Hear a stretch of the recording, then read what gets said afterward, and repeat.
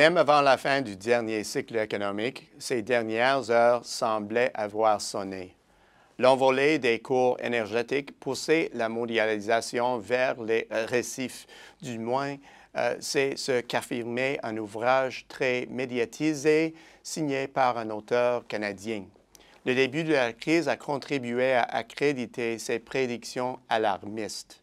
La vague de nationalisme qui a déferlé sur la planète a menacé d'anéantir les formidables efforts d'intégration de l'économie mondiale qui étaient la marque du dernier cycle. La mondialisation a-t-elle pour autant entendu l'âme? Pas selon la théorie des cours énergétiques qui a connu une fin abrupte lors du bref effondrement des cours pétroliers à la fin de 2008. De plus, la flambée des cours a stimulé l'exploration et la mise en valeur de vastes réserves pétrolières mondiales, écartant ainsi tout scénario de pénurie imminente de cette ressource. Par ailleurs, la fin de l'assouplissement quantitatif permet de croire que les prix actuels dans les 3 chiffres ne sont que temporaires. À ces prix, ce coût du transport international des biens demeure très acceptable. Tout indique donc que les chaînes d'approvisionnement intégrées à l'échelle du globe se portent bien. Le néoprotectionnisme alimenté par la récession est beaucoup plus préoccupant. Les économies du monde ont depuis longtemps conclu que les retombées d'une intensification des échanges dépassent de loin les coûts qui y sont rattachés. Paradoxalement, on a assisté à un abandon général aux instincts primaires d'une façon telle que cela a engendré une montée du protectionnisme sur les marchés développés, mais aussi sur les marchés émergents.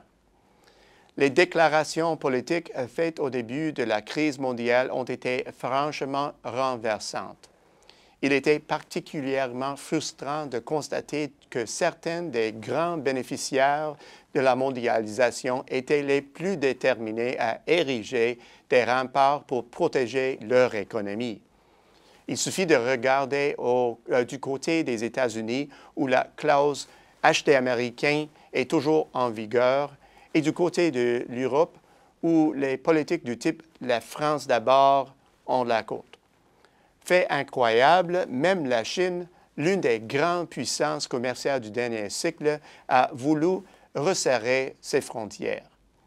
Un éminent chef d'État a affiché une absence consternante de compréhension des chaînes d'approvisionnement en annonçant qu'il y aurait des licenciements dans les filières étrangères des sociétés multinationales du pays, mais pas leur entité sur le marché intérieur. Avec ce genre de raisonnement, on n'a aucun mal à croire que la mondialisation serait reléguée aux oubliettes. Ce processus est-il toujours en marche? Il est bien trop tôt pour le dire. Si les récessions raniment immanquablement et partout un égoïsme économique autodestructeur, alors la grande crise, ce tourbillon paralysant dans lequel nous stagnons depuis 5 ans, ne pouvait que favoriser une introversion excessive sur le plan économique. Malgré sa persistance, ce phénomène ne durera sans doute pas. Voici pourquoi. Tout d'abord, la relance de la croissance aura un effet très positif. Dès le retour du dynamisme et de la confiance, les obstacles au commerce seront de nouveau perçus comme des freins à la prospérité. De ce fait, ils disparaîtront sans doute du programme politique. En second lieu, la vitesse de la reprise ne fera qu'accroître la nécessité de supprimer les entraves au commerce.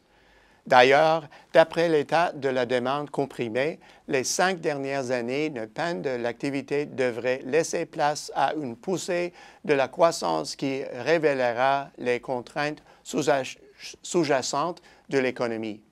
Le capital physique, la main-d'œuvre, les denrées alimentaires et même, à certains endroits, les capitaux de financement se feront plus rares sur le marché local.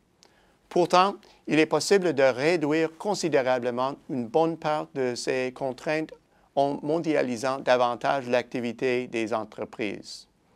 En troisième lieu, les constantes avancées technologiques rendent la montée des forces de la mondialisation de plus en plus inexorable. Dans ce contexte, la destination de l'investissement revêt de moins en moins d'importance, mais son rendement fondamental, lui, devient de plus en plus le facteur déterminant. Le cycle de croissance à venir sera sans doute caractérisé par une constante augmentation des flux d'investissement et des activités des sociétés affiliées à l'étranger. Enfin, quand le monde comprendra de nouveau que l'intégration de la prochaine vague de marchés émergents au mouvement de la mondialisation viendra donner un solide coup d'accélérateur à la croissance intérieure, alors il y aura de nouveau une adhésion généralisée et impatiemment attendue à ce processus. Pour de multiples raisons, la mondialisation exerce un effet semblable à l'attraction gravitationnelle auquel il est difficile de résister. Peut-être avons-nous atteint l'une des extrémités de l'orbite elliptique, mais la région de la croissance nous aidera à nous en dégager. Au cours des mois et des années à venir, il y a fort à parier que nous assisterons au démantèlement rapide de la ligne Maginot, c'est-à-dire des fortifications censées protéger les économies de la période de l'après-crise. Au bout du compte, la mondialisation se porte bien et le lancement du prochain cycle de la croissance mondiale, maintenant en cours, le prouvera encore une fois. À la semaine prochaine, c'est Peter Hall.